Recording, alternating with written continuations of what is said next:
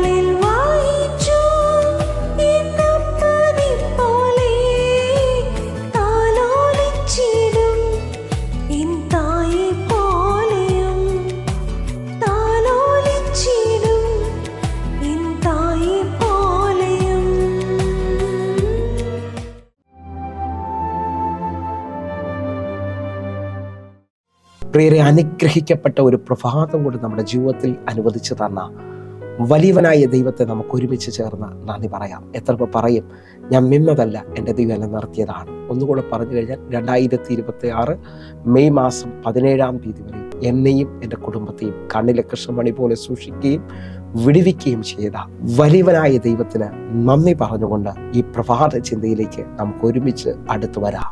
ഭയപ്പെടേണ്ട, ദൈവം നമ്മുടെ കൂടെയുണ്ട്.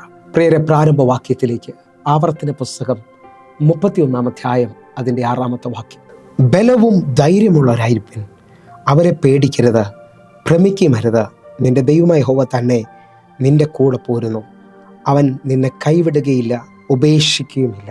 പ്രിയരെ, ഈ പ്രഭാതത്തിൽ ദൈവം നമ്മോട് ഇടപെട്ട അനുഗ്രഹിക്കപ്പെട്ട വചനത്തിനായി നമുക്ക് ഒരുമിച്ച് ചേർന്ന് ദൈവത്തിന് നന്ദി പറയാം. ഈ പ്രഭാതത്തിൽ നാം ചിന്തിക്കുന്നത് ഭയപ്പെടേണ്ട, ദൈവം നമ്മുടെ കൂടെയുണ്ട് എന്നുള്ളതാണ്. ഈ വചനത്തിനകത്ത് നിന്നുകൊണ്ട് മഹത്വത്തിൻ്റെ ഒരു വെളിപ്പാട് നിങ്ങളുമായി സംസാരിക്കാൻ ആഗ്രഹിക്കുകയാണ്. ഇതാ ദൈവം ഇസ്രായേൽ മക്കളോട് പറയുകയാണ്, ബലവും ധൈര്യമുള്ളവരായിരിക്കുക, അവരെ പേടിക്കരുത്, ഭ്രമിക്കുകയും അരുത്. നിങ്ങളുടെ ദൈവമായ യഹോവ തന്നെ നിങ്ങളുടെ കൂടെ പോരുന്നു, അവൻ നിങ്ങളെ കൈവിടുകയില്ല, ഉപേക്ഷിക്കുകയുമില്ല. ഈ വചനത്തിനകത്ത് നാം ചിന്തിക്കുമ്പോൾ ബലമുള്ളവരായിരിക്കണമെന്നും പേടിക്കരുതെന്നും ഭ്രമിക്കരുതെന്നും പറയാൻ കാരണം വലിയവനായ ദൈവം നമ്മുടെ കൂടെ വരുന്നു എന്നുള്ളതാണ്. നിങ്ങളുടെ ദൈവമായ യഹോവ തന്നെ നിങ്ങളുടെ കൂടെ പോരുന്നു. എന്നെ കേൾക്കുന്നവരെ, ദൈവം കൂടെ ഉണ്ടെങ്കിൽ, ദാവീദ് 23 സങ്കീർത്തനം 4 വാക്യത്തിൽ പറയുകയാണ്, കൂരിരുൾ താഴ്വരയിലൂടെ ഞാൻ നടന്നാലും ഞാൻ ഒരു അനർത്ഥവും ഭയപ്പെടത്തില്ല, നീ എൻ്റെ കൂടെ ഇരിക്കുന്നുവല്ലോ.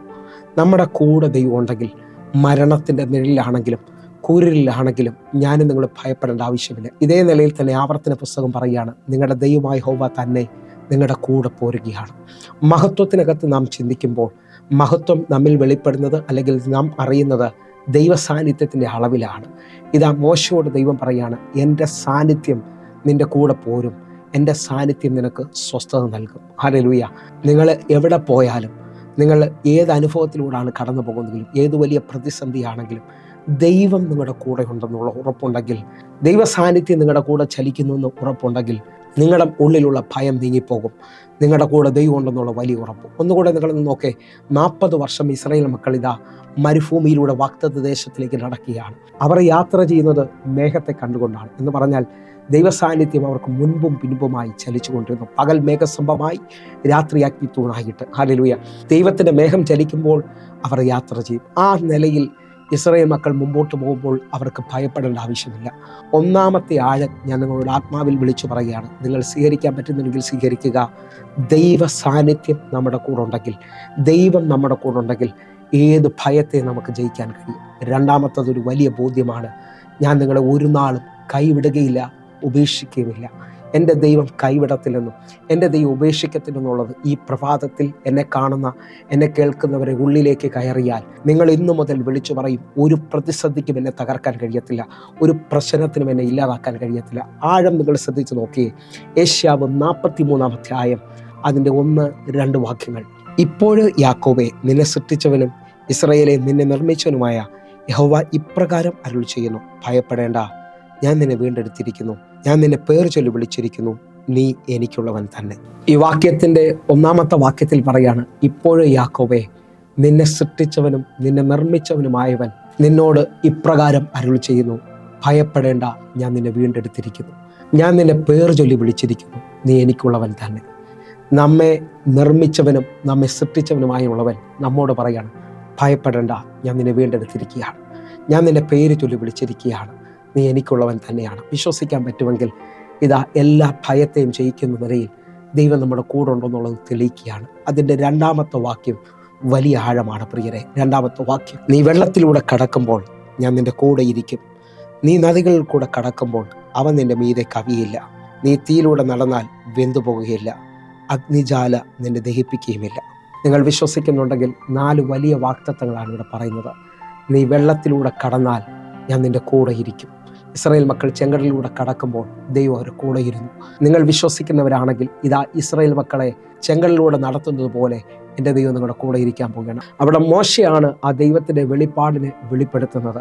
മോശ വഴി അടഞ്ഞു നിൽക്കുന്ന ഇസ്രായേൽ മക്കളെ നോക്കി വിളിച്ചു പറയണം, അതിന് മോശ, ഭയപ്പെടേണ്ട, ഉറച്ചു നിൽക്കുക, യഹോവ നിങ്ങൾക്ക് വേണ്ടി ചെയ്യാനിരിക്കുന്ന രക്ഷയെ നിങ്ങൾ കണ്ടുകൊള്ളുക, ഇന്ന് കണ്ട മിസ്രൈമിനെ ഇനി നിങ്ങൾ ഒരു നാളും കാണുകയില്ല. എന്നെ കേൾക്കുന്നവരെ, ദൈവം കൂടെയുണ്ടെന്നുള്ള ഉറപ്പിൽ ഇതാ മോശ ഇസ്രായേൽ മക്കളെ ബലപ്പെടുത്തി അക്കരയിലേക്ക് നടത്തുകയാണ്. നിങ്ങൾ വിശ്വസിക്കാമെങ്കിൽ നിങ്ങൾ വെള്ളത്തിലൂടെ കടന്നാൽ ഞാൻ നിങ്ങളുടെ കൂടെ ഇരിക്കും. അടുത്ത യോർദാനിലേക്ക് ഇസ്രായേൽ മക്കൾ ചെല്ലുമ്പോൾ, നീ നദിയിലൂടെ കടക്കുമ്പോൾ നദി നിന്റെ മേളിൽ കവികയില്ലെന്നുള്ളതാണ്, നിന്നെ മൂടുകയില്ലെന്നുള്ളതാണ്.